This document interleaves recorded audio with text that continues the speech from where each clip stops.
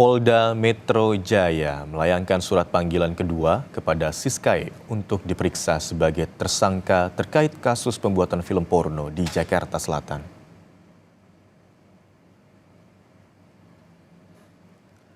Dalam kasus ini, 11 orang pemeran pria dan wanita telah ditetapkan sebagai tersangka, termasuk selebgram Siskae.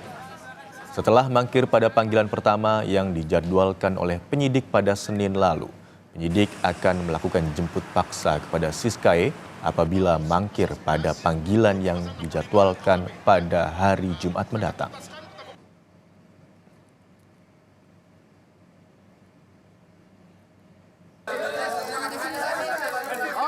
Persilakan ya, itu hak tersangka maupun kuasa hukum tersangka, silakan untuk mengajukan gugatan pra peradilan dan kita penyidik siap untuk menghadapi.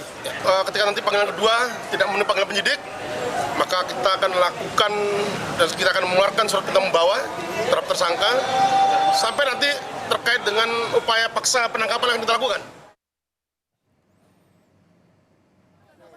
Sementara itu, Saudara, Siskae pada 15 Januari lalu mengajukan gugatan pra-peradilan atas penetapan dirinya sebagai tersangka kasus pembuatan film porno oleh Polda Metro Jaya.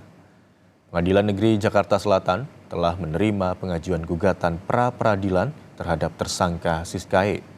Menurut rencana, sidang gugatan ini dijadwalkan pada Senin 22 Januari mendatang.